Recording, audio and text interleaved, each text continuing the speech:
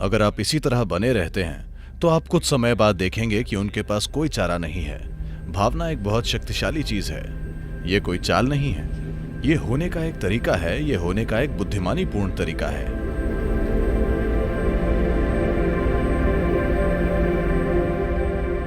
सद्गुरु, क्या आप हमें सद्भावना बनाने और बोध को संभालने के बारे में कुछ बता सकते हैं? तो सद्भावना कैसे बनाई जाए? मैं एक चोटी की कंपनी के लिए एक कार्यक्रम कर रहा था। वो वाकई दुनिया की सबसे बड़ी बहुराष्ट्रीय कंपनियों में से एक है।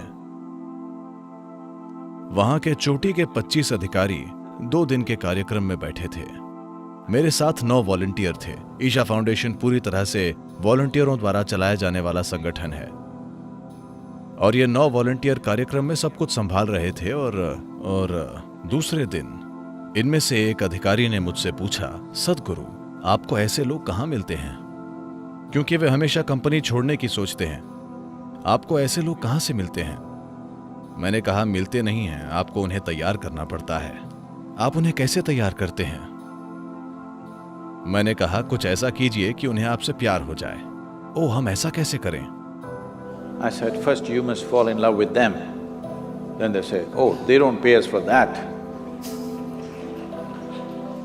So that's all it is. मैंने कहा, पहले आपको उनसे प्यार करना पड़ेगा। फिर वे बोले, ओ, उसके लिए हमें कंपनी पैसे नहीं देती। तो पूरी बात यही है। तो आप सद्भावना बना नहीं सकते, आपको सद्भावना बहानी होगी। अगर आप इसे हर किसी को देते हैं तो ये कई तरीकों से आपके पास लौट कर आएगी, पर आपको इसकी चिंता नहीं करनी है कि आपके पास वापस आती है या नहीं। यही आपके जीने का तरीका होना चाहिए, इसे होने का तरीका होना चाहिए, ताकि आप स्वाभाविक रूप से हर किसी को अपनी हर उस चीज में शामिल कर लें जो आप हैं। कुछ उत्तर देंगे, कुछ उत्तर नहीं देंगे, और ये ठीक है, ये उनका चुनाव है। लेकिन जहां तक आपकी बात है, कोई विकल्प नहीं है। आप हर किसी के साथ प्रेम में पड़ गए हैं। उनके लिए वे फिर भी चुन सकते हैं, लेकिन कुछ समय बाद वे अपना चुनाव खो देंगे। उनके पास कोई विकल्प नहीं बचेगा। अगर आप इसी तरह बने रहते हैं तो आप कुछ समय बाद देखेंगे कि उनके पास कोई चारा नहीं है। शुरू में वे ऐसे बर्ताव करेंगे जैसे उनके पास विकल्प है, लेकिन थोड़े समय बाद उनके पास कोई विकल्प नहीं बचेगा। तो सद्भावना बनाने की कोशिश मत कीजिए। देखिए, जब मैं कहता हूं कि किसी चीज के साथ प्रेम में पड़ जाइए, तो मैं बस ये कह रहा हूं, जिसे आप प्रेम कहते हैं वो आपकी भावनाओं की एक खास सुखद स्थिति है। भावना एक बहुत शक्तिशाली चीज है। हालांकि लोग हर तरह की तार्किक बकवास करते हैं, फिर भी दुनिया इंसानी भावनाओं से संचालित है। हाँ, क्या ऐसा नहीं है? कौन चुना जाता है वो अब भी भावनाओं से संचालित होता है ना? देश में या दुनिया में कौन लोकप्रिय है, ये अब भी भावनाओं से संचालित होता है ना? जिन लोगों पर आपने कभी दृष्टि नहीं डाली है, वे ही लोग हैं जिनके साथ आप प्रेम में हैं। कृपया देखिए। हाँ, आप अमिताभ बच्चन को या तेंदुलकर को या ब्रैड पिट या किसी और को, शायद एंजेलिना जोली को देखते हैं। माफ कीजिए।